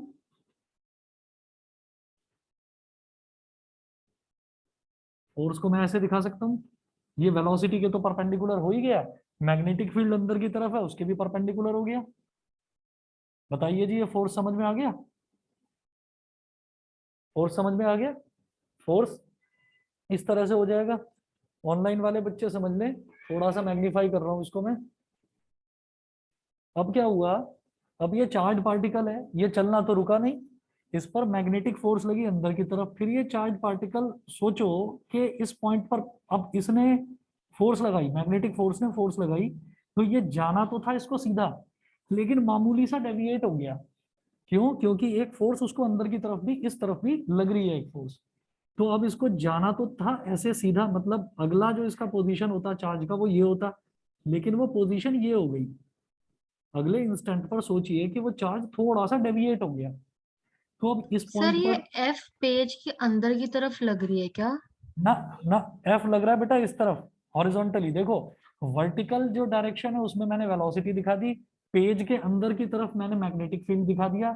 ये जितने भी क्रॉसेस है ना, इस क्रॉसेस का मतलब ये इस पूरे रीजन में मैग्नेटिक फील्ड लग रहा है, कहाँ? अंदर की तरफ। और एफ लेफ्ट साइड में दिखा रहा हूं, यानी कि ये है हॉरिजॉन्टल एक्सेस। हॉरिजॉन्टल एक्सेस ये वी है, वर्टिकल एक्सेस, और ये है इनसाइड वाली एक्सेस, ये वी वेक्टर। ग्रेविटेशन को अभी छोड़ो, ग्रेविटेशन को भी छोड़ो, ग्रेविटेशन वाली बात भी करेंगे। ठीक है, पहले ये बताइए, इतना क्लियर है? Yes sir. ठीक है, अब ये जो पार्टिकल था, ये पार्टिकल यहाँ जाना चाहिए था, क्योंकि वेलोसिटी ऊपर की तरफ है, ये यहाँ जाना चाहिए था, लेकिन हल्का सा डेविएट हो गया इस फोर्स की वजह से। तो अब इस पर वेलोसिटी कहाँ है? अब इस पर वेलोसिटी फिर वही, वेलोसिटी इस डायरेक्शन में, क्योंकि ऊपर जा रहा है ये, तो वेलोसिटी इस डायरेक्शन में। ठीक है, तो जब ये वेलोसिटी इस डायरेक्शन में है, मैग्नेटिक फील्ड इधर है, तो फिर से एक फोर्स लग गया अंदर की तरफ, फिर से एक फोर्स अंदर की तरफ लग गया।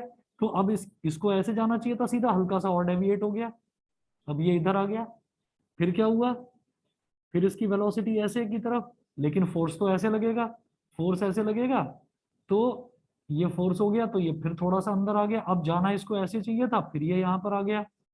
तो ये जो डॉट्स बन रहे हैं ना, अगर मैं इन डॉट्स को ज्वाइन करता चला जाऊं, तो मैं ये देखूंगा कि एक सर्कल बन जाएगा। अगर मैं इन डॉट्स को ज्वाइन करता चला जाऊं, तो मैं ये देखूंगा कि एक सर्कल बन जाएगा। ठीक है, तो इसलिए ये सबको समझ में आ गया इतना? हाँ, यस सर। पार्टिकल जाना तो ऊपर ही चाहिए था, पार्टिकल ऊपर ही जाना चाहिए था, लेकिन क्या है कि उसकी वेलोसिटी तो ऐसे है, लेकिन फोर्स उसको बार बार इस तरफ खींचती जा रही है। तो मैं जाना तो चाह रहा हूँ सीधा, लेकिन एक फोर्स मुझे इधर इधर इधर इधर इधर इधर डेविएट करती जा रही है लगातार। ठीक है, वो जब लगातार डेविएट करती जा रही है, तो मैं एक सीधे पाथ में जाने की बजाय फिर मैं एक कर्व पाथ ले लूंगा। और वो फोर्स ऐसी है कि वो मान ही नहीं रही है, वो मुझे खींचती जा रही है, परपेंडिकुलर खींचती जा रही है। तो कुल मिलाकर क्या है कि मैं एक सेंटर के चारों तरफ ही रिवॉल्व होता रह जाऊंगा। ठीक है, और इससे आपकी एक दूसरी चीज भी क्लियर हो जाएगी कि जब भी कोई पार्टिकल, हम ये कहेंगे कि हम मोशन स्टडी कर रहे हैं, क्या हम पागल हैं? मोशन तो स्टडी कर रहे हैं और ये कह रहे हैं वर्क डन जीरो है। अबे जब मोशन हो रहा है तो फिर वर्क डन तो होगा ही होगा। तो ये चीज बिल्कुल साफ आप सब बच्चे जानते ही हैं कि जब सर्कुलर पाथ में कोई चीज ट्रेवल करती है तो डिस्प्लेसमेंट क्या हो जाता है? घूम फिर कर जीरो। ठीक है, तो वर्क डन भी जीरो। तो ये कहानी है। इसलिए अब will move along a circle, यहाँ पर अपने आप लिख लीजिए, will move along a circle perpendicular to magnetic field। ये सर्कल जो है, ये सर्कल कहाँ पर है? यहाँ पर, और मैग्नेटिक फील्ड अंदर की तरफ है, तो सर्कल जो है वो मैग्नेटिक फील्ड के परपेंडिकुलर ही हो गया। बताइए, समझ में आ गया? सभी बच्चे बता दें भाई, ऑनलाइन वाले। हाँ जी सर। Yes sir. ठीक है, अभिनव, अनुवा, कनिष्का, मिलन, यस सचिका, सर। उत्कर्ष, समझ गए? Yes sir. वंशिका, चलिए जी। तो अब हम ये कह रहे हैं कि ये जो फोर्स है ना, ये फोर्स लगातार अंदर चलती जा रही है, तो जो फोर्स किसी भी पार्टिकल को, किसी भी मूविंग पार्टिकल को एक सेंटर की तरफ खींचती है, एक सेंटर की तरफ खींचती है, उस फोर्स को हम क्या बोलते हैं बताइए? सेंट्रीपिटल फोर्स, बिल्कुल सही। ठीक है, तो ये एक सेंट्रीपिटल फोर्स हो गई। हम ये कहेंगे will move along a circle perpendicular to magnetic field, ये तो आपने देख लिया। दस द, अब नोट करें नेक्स्ट लाइन, दस the magnetic force provides a centripetal force, centripetal force का किसी को फॉर्मूला याद है, क्या होता था? बहुत बढ़िया। मैं सोच रहा हूँ बड़ा इंटेलिजेंट है भाई, इसको सारी चीजें बड़ी याद आती जा रही है। हाँ हाँ ठीक है, V is equal to r omega, V is equal to r omega, ठीक है। चलिए जी, तो centripetal force, let r be the radius of the circular path.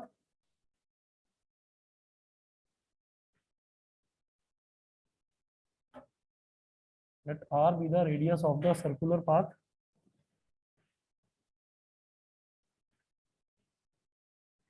तो सेंट्रीपिटल फोर्स, ये सेंट्रीपिटल फोर्स मिल किसकी वजह से रहा है? ये सेंट्रीपिटल फोर्स मिल रहा है हमको मैग्नेटिक फोर्स की वजह से। तो ये centripetal force is equal to magnetic force.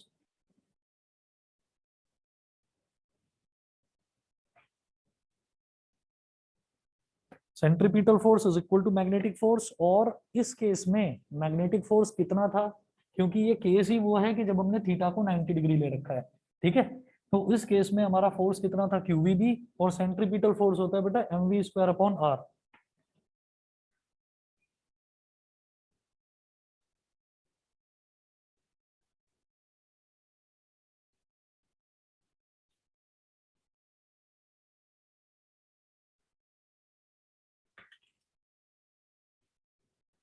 तो ये हो गया mv square upon r is equal to QVB। एक v से एक v कैंसल आउट हो गया, तो क्या कर सकता हूं मैं? QRB is equal to mv, r is equal to mv upon QB। ये आ गया radius of this circular path, जिस सर्कुलर पाथ में उसका मोशन होगा ये उसका रेडियस आ गया। अब आप नोट करेंगे कि period of revolution, period of revolution का मतलब क्या होता है? देखिए, आप या तो पीरियड बोल दो या टाइम पीरियड बोल दो, ठीक है। टाइम पीरियड या पीरियड एक ही बात है, मतलब इतना टाइम जितने में वो एक अपना पाथ, एक सर्कुलर पाथ पूरा का पूरा कंप्लीट कर ले, एक रिवॉल्यूशन। तो period of revolution,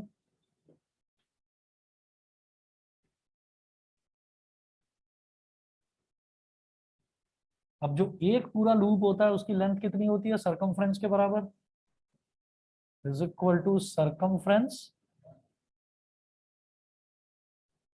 upon speed, is equal to circumference upon speed. तो जो पीरियड ऑफ रिवॉल्यूशन होता है इसको बोलते हैं कैपिटल टी। सरकमफ्रेंस कितना हो गया? 2πr, है ना, और स्पीड कितनी? v। तो t is equal to 2π upon v, और r की वैल्यू अभी अभी निकाली, mv अपॉन QB। यहाँ से कोई चीज कट रही है? v से v कैंसिल आउट हो गया, तो capital T is equal to हो गया 2πm upon QB। This is called period of revolution, ठीक है। उसके बाद फ्रीक्वेंसी ऑफ रिवॉल्यूशन, फ्रीक्वेंसी क्या होती है? टाइम पीरियड का रेसिप्रोकल। तो frequency of revolution,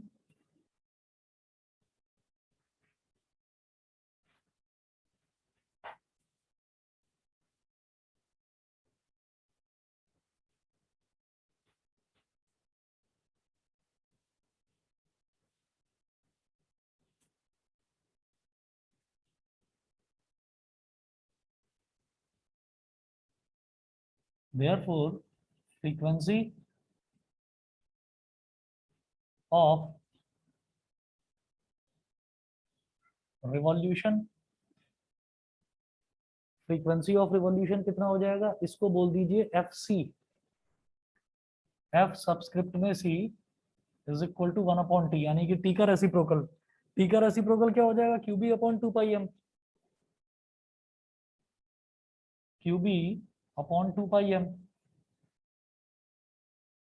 FC is equal to QB upon 2πm is called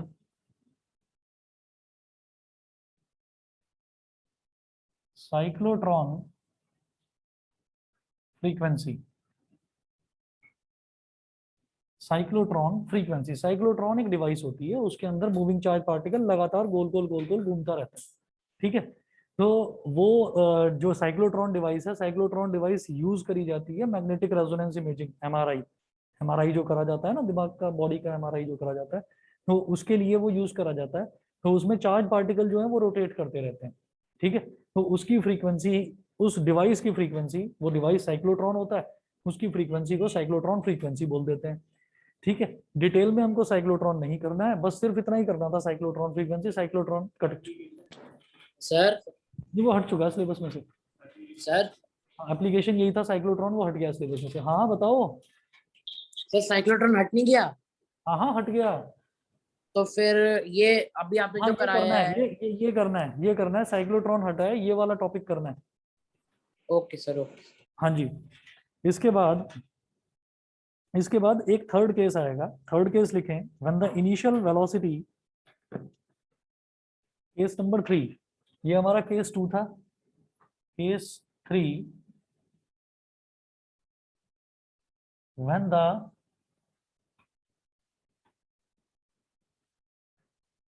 when the initial velocity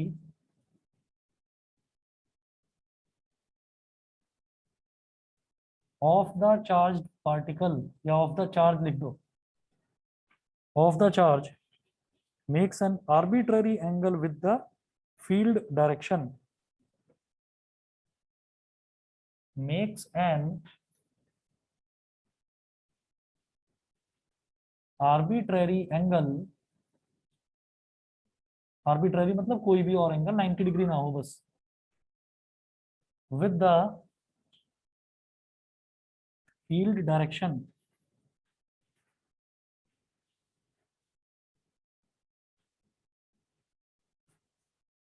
when the initial velocity of the charge makes an arbitrary angle with the field direction, ठीक है। इसका diagram देखिए कैसे बनाऊंगा मैं। इसका diagram इस तरफ बना रहा हूं ऊपर।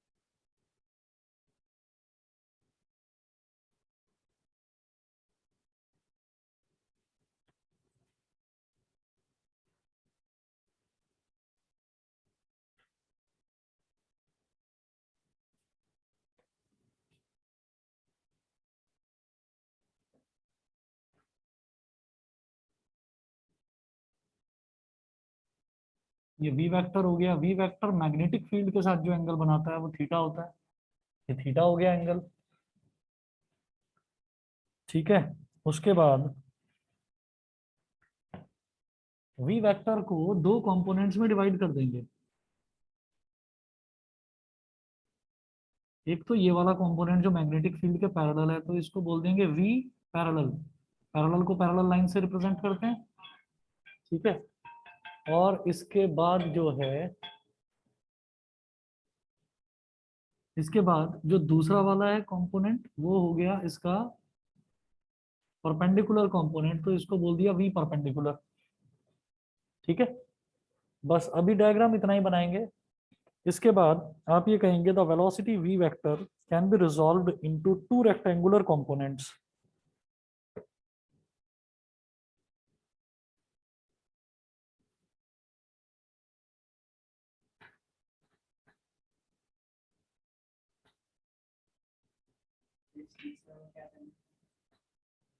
मोशन बताना है कि इसका पार्टिकल का मोशन कैसा होगा। उस केस में क्या था कि वो परपेंडिकुलर जा रहा था, मैग्नेटिक फील्ड के परपेंडिकुलर जा रहा था पार्टिकल, तो उसमें तो वो सर्कुलर मोशन हो गया उसका। इस केस में क्या है कि वो मैग्नेटिक फील्ड के साथ एक एंगल बना रहा है थीटा। सबसे पहला केस क्या था कि कोई एंगल ही नहीं बना रहा था, theta is equal to 0 degree. अब ये है कि 0 डिग्री भी नहीं, 90 डिग्री भी नहीं, बीच में कोई एंगल बना रहा है, कोई भी एनी आर्बिट्ररी एंगल। तो इस केस में मोशन कैसा होगा, the velocity v vector can be resolved into two perpendicular components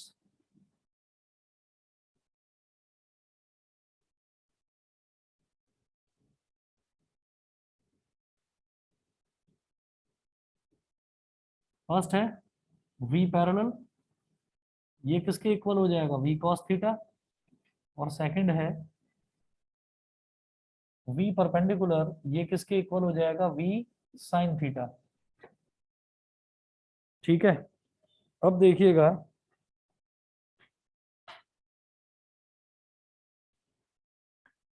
due to the perpendicular due to the component v perpendicular, next point लिखेंगे due to the component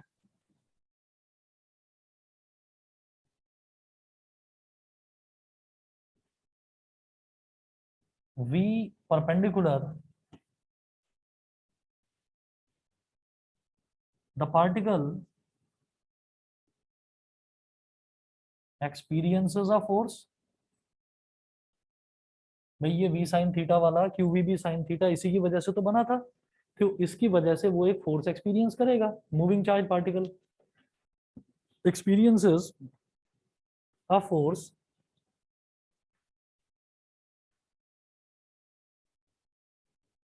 F is equal to Q V perpendicular into B। V perpendicular क्या होता है v sin theta, तो कुल मिलाकर वही हो गया QV भी sin थीटा। तो F is equal to Q V perpendicular into B। तो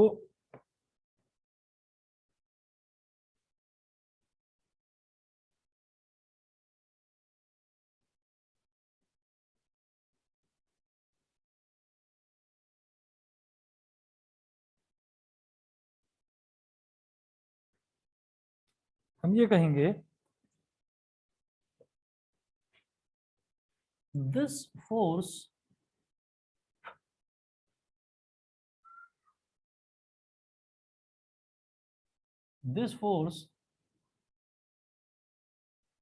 enables,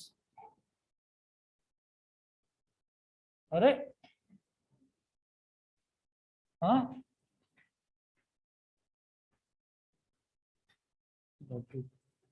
this force enables the charge to move in a circular path,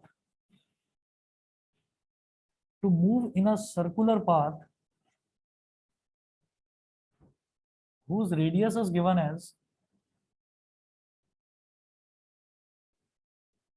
whose radius is given as, क्या निकाला था रेडियस हमने बताइए, QV अपॉन MV, यही था। हाँ MV अपॉन QV, ठीक। Radius is given as R is equal to MV upon QB। तो MV परपेंडिकुलर था ये, अब यहाँ पर V नहीं है, V परपेंडिकुलर है, तो R कितना हो गया MV sin थीटा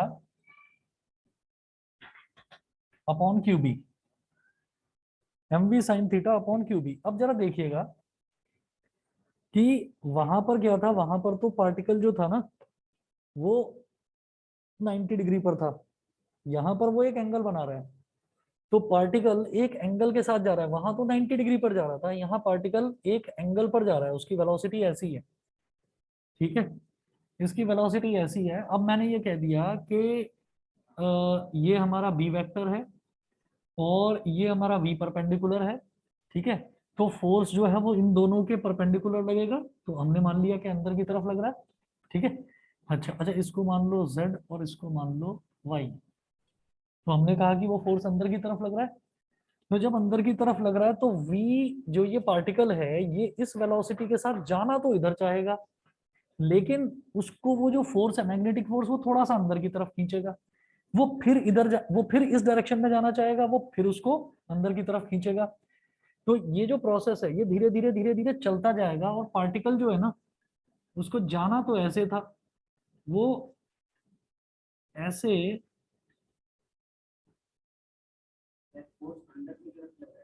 हाँ, फोर्स अंदर की तरफ। भाई वाई एक्स एक्सेस ये हो गई, वाई एक्सेस ये हो गई, तो जेड एक्सेस चाहे तो आप बाहर वाला मान लो, चाहे आप अंदर वाला मान लो। ठीक है भाई, पूरा का पूरा जेड एक्सेस ही तो है, चाहे बाहर मान लो चाहे अंदर मान लो। वो दोनों ही डायरेक्शन में जाएगा। कैसे? ऐसे अंदर की तरफ गया, फिर सर्कुलर पाथ फॉलो करेगा ही करेगा। तो सर्कुलर पाथ भी फॉलो कर रहा है, और ये जो वेलोसिटी है ये एक एंगल पर है। तो ऐसे ऐसे करके फिर अगला सर्कुलर पाथ,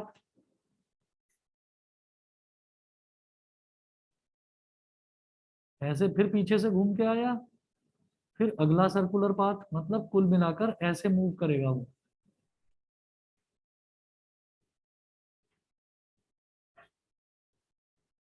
शायद समझ में आ रहा होगा सबको। ठीक है, मतलब दोनों कंडीशन सेटिस्फाई हो रही हैं। एक कंडीशन तो ये है कि सर्कुलर पाथ में तो वो देखिए मूव करेगा ही करेगा, लेकिन वो हम देख चुके हैं इससे पहले वाले केस में, सर्कुलर पाथ में मूव करेगा लेकिन परपेंडिकुलर नहीं है वेलोसिटी। वेलोसिटी एंगल थीटा बना रही है, तो ये वेलोसिटी लगातार इसको थोड़ा सा आगे आगे आगे आगे पुश करती जाएगी। तो क्या होगा, वो शक्तिमान की तरह सर्कुलर पाथ और आगे आगे, फिर सर्कुलर पाथ लेकिन आगे आगे। तो सर्कुलर पाथ में तो जा ही रहा है, लेकिन उसकी वेलोसिटी इस एंगल पर है, तो वो उसको ऐसे ऐसे ऐसे ऐसे ऐसे ऐसे आगे को पुश करती चली जाएगी। तो सर्कल परफेक्ट सर्कल ना बनके थोड़े से टिल्टेड इलोंगेटेड सर्कल्स बनते जाएंगे, और वो जैसे छल्ले चलते जा रहे हो, जैसे कि एक सोलोनॉइड हो, वैसा एक पैटर्न बन जाएगा उसका मोशन का। ठीक है, तो पार्टिकल का जो सीधा सीधा डायरेक्शन ये था, वो पार्टिकल अब ऐसे ऐसे ऐसे ऐसे ऐसे ऐसे घूमकर जाता है आगे। ठीक है, तो ये उसका पाथ हो गया, और इसी पाथ को हम क्या बोल देते हैं, इसी पाथ को हम बोल देते हैं हेलिकल पाथ या हेलिक्स। ठीक है, अब r इज इक्वल टू हो गया एम वी साइन थीटा। यहां तक सभी को समझ में आ गया बेटा? बताइए ऑनलाइन वाले स्टूडेंट्स, अभिनव, ऐश्वर्या, कनिष्का, यस मिलन। सर। Yes, sir. ठीक है, कुछ बच्चे शायद Yes. बेहोश हो गए हैं तो वो चले गए हैं। यार 2 घंटे में ही थक गए। नहीं नहीं, तुम नहीं।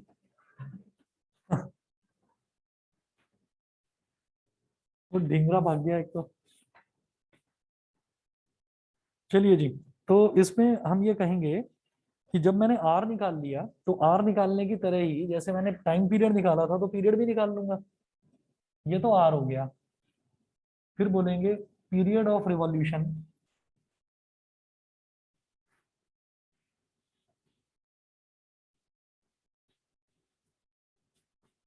पीरियड ऑफ रिवॉल्यूशन, तो टी इज इक्वल टू, क्या आया था पीरियड ऑफ रिवॉल्यूशन, 2 पाई m/क्यूबी। तो 2 पाई m, नहीं सॉरी, वहीं से निकालेंगे, 2 पाई r/v परपेंडिकुलर होगा यहाँ पर, 2 पाई r/v परपेंडिकुलर। अब t is equal to 2 pi r, मतलब सरकमफ्रेंस अपॉन परपेंडिकुलर, तो 2 पाई r, 2 पाई/v परपेंडिकुलर को बोल दो v साइन थीटा, और r की वैल्यू ये निकाली थी m v sine theta upon QB. v sine theta से v साइन थीटा कट गया, अल्टीमेटली वही आ गया 2 पाई m/क्यूबी। 2 पाई m/क्यूबी हो गया। फिर हम ये कहेंगे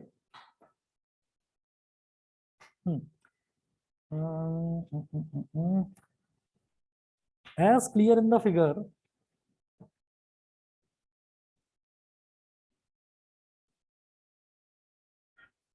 as clear in the figure that the resultant path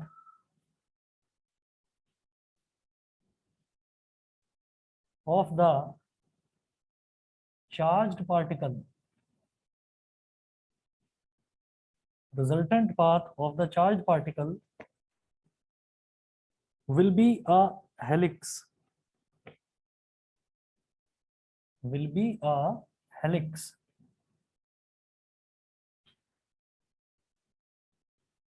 अब मुझे ना ये देखना है कि जैसे ये पहला एक सर्कल बन गया, फिर दूसरा बन गया, फिर तीसरा बन गया, आगे को चलते हुए, तो ये जो दो सर्कल्स हैं, इन दो के बीच में डिस्टेंस कितना है? और ये जो दो के बीच में डिस्टेंस होता है ना, इसको इस डायग्राम में ही नोट कर लो, इसको बोल देते हैं पिच, PITCH, इसको पिच बोल देते हैं, पिच ऑफ द हेलिक्स। अब ये डिस्टेंस कैसे निकाला जाएगा?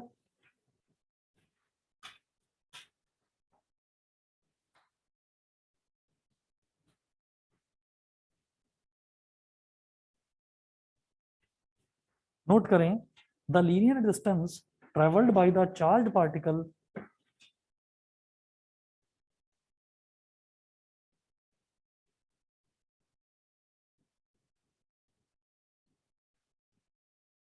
the linear distance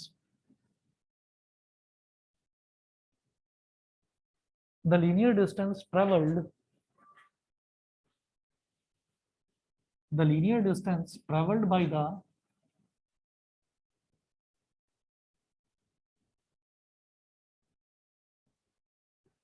linear distance traveled by the charged particle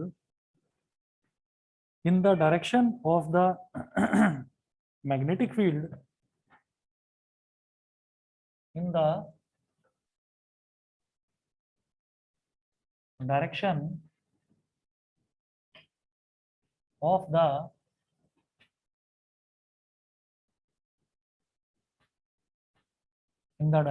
magnetic field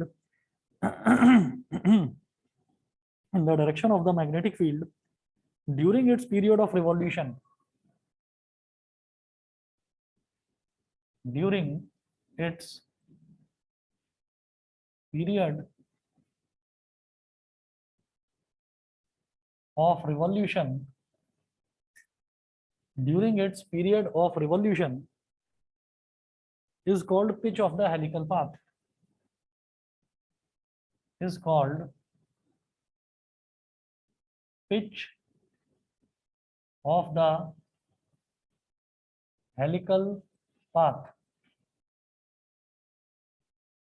ठीक है, ये जो हॉरिजॉन्टल डिस्टेंस है, this is called pitch of the helical path. अब आप ये एक चीज देखो इसमें, ये जो हम पिच निकालेंगे, इस पिच को किस तरीके से निकाला जाएगा? हम ये देख रहे हैं कि पीरियड ऑफ रिवॉल्यूशन में क्या होता है, टाइम पीरियड ऑफ रिवॉल्यूशन में मतलब सर्कल जो है वो अपना एक रिवॉल्यूशन कंप्लीट कर लेता है।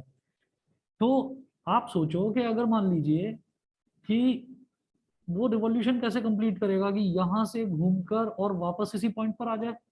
अब वापस इस पॉइंट पर तो नहीं आ रहा है, वो वापस इस पोजीशन पर आ जाए, तो आपने देखो कि यहां से स्टार्ट करा और यहां से घूमकर ये इलोंगेटेड सर्कुलर पाथ फॉलो करते हुए और इस पॉइंट पर आ गया।